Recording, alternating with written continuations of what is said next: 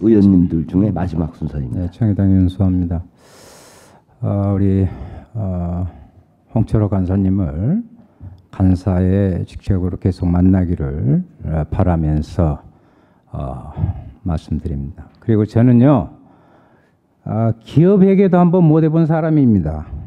그런데 정책만큼은 정확하게 본 사람입니다.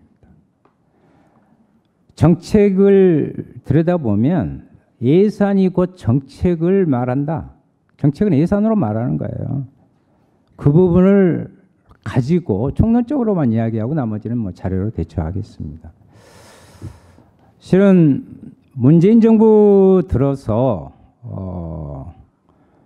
100대 과제를 발표하면서 그에 대한 여러 가지 재정의 라든가 이런 부분들이 논의가 되고 있죠. 저는 한편으로 처음에는 긍정적이고 기대가 있는 부분이었다. 저는 그렇게 봅니다. 정의당 입장에서는. 그런데 미흡하다. 그런데 이제 이어서 약간의 우려가 있다라는 것을 솔직히 말씀드리지 않을 수 없습니다. 저 오늘 아침에 기자회견하고 왔습니다. 무슨 말씀이냐? 문재인 정부의 100대 국정과제 17번째 중에요.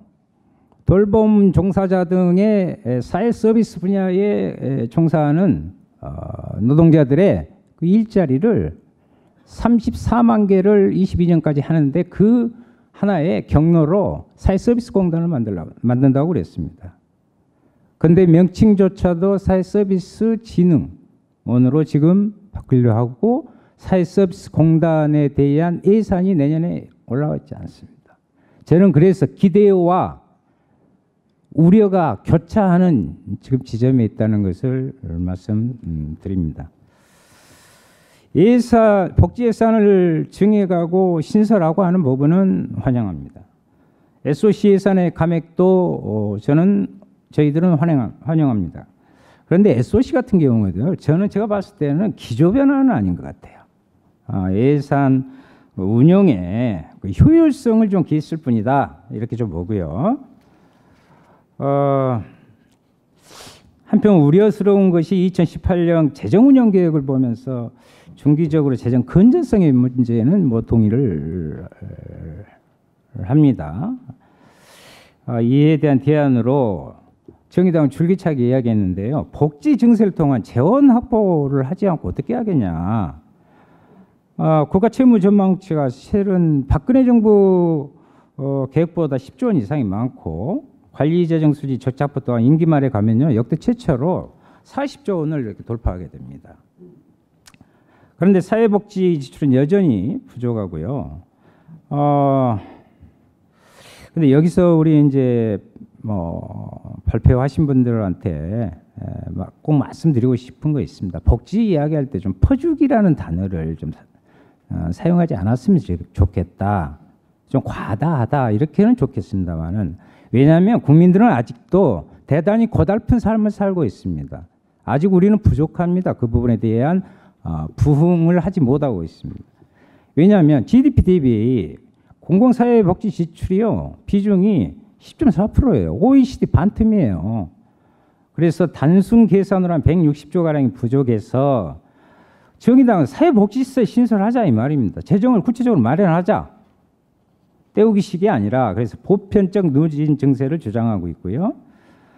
지난 10월 25일 날 세법 개정안 저희들이 발표했어요. 그때 소득세, 법인세 및 실효세율까지 인상하자 그랬고 금융소득 및 주택임대소득에 대한 공평과세 그랬는데 정부에서는 뭐 초대기업 내지는 초고소득자 이거 해봐야 3조 4천억밖에 안 됩니다. 이것 가지고 뭘 하겠다는 것인지. 그리고 요즘 뭐 좀 문제가 많아지고 관심이 높아지고 있는 세대 생략 상속 증여 이런 문제처럼 부의 대물림을 가능하게 하는 이 상속 증여세에 높은 세율을 적용하자고 저는 이야기하고 있고요. 솔직히 좀 공약보다 후퇴한 것이 사실입니다. 그래서 일자리 복지 예산의 증액을 오히려 저는 요구한다라는 것을 저희들은 말씀드리고 세 가지 간단히 좀 말씀드릴게요. 첫째는 2018년 예산안의 부분에 있어서 재정 책임 회피로 건전성을 훼손당하는 연금과 기금, 건강보험의 문제입니다. 건강보험 같은 경우도요, 지난 10년 동안 총 15조 가량 내놓지 않았어요, 국가에서. 건강보험 보장성을 높이지 않은 거죠. 그런데 이번에도 2조 500억을 흔히 말해서 건강보험법에 그 108조 1항을 들어서 예산의 한도 내에서라는 것을 이건 책임 회피다. 이것을 말씀드리고 싶고요. 두 번째는 부처 및 그 기관 특수활동 감액이 너무 적었어요.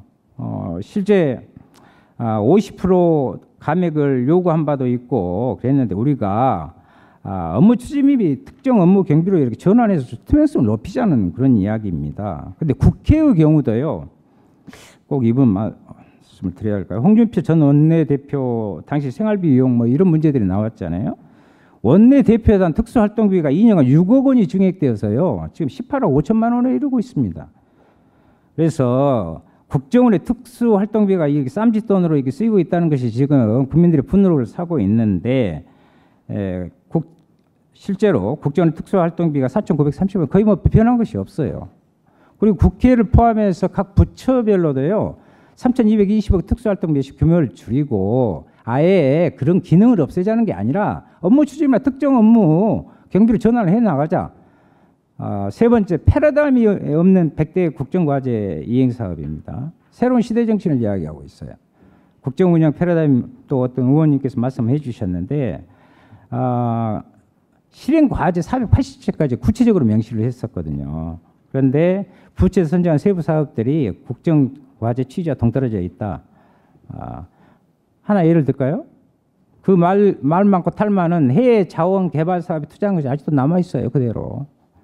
주요 분야, 농업 분야 저는 특히 말씀드립니다. 아까 정의당 의원님께서도 지적해 주셨어요.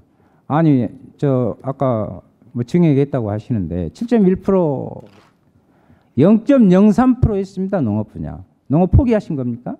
이건 방치 예산입니다.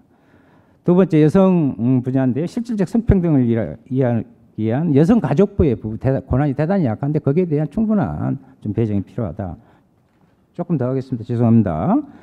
셋째, SOC 분야 예산 감액 편성은 긍정적인데요. 지금 한참 유행어처럼 되고 있는, 저는 동의합니다. 도시재생 사업인데 이게 자칫 잘못하면 부동산 투기, 난개발, 젠트리피케이션 발생 이런 문제로 흐를 수 있으니까 그러한 부분들은 재검토를 하고 신중하게 진행돼야 된다라는 거고요.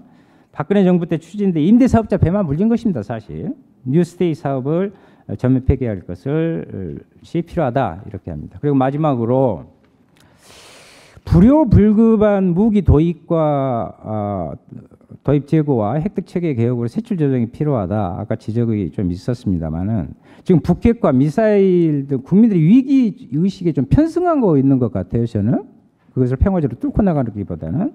그래서 그것을 편승해서 불효불급한 무기 도입을 급증시키는 것을 이것을 감액이 좀 필요하지 않냐 이런 의견입니다. 하여튼 2018년 예산안이 모두가 공평하게 잘 사는 사회가 되도록 하는데 최선의 노력을 다하겠습니다. 이상입니다.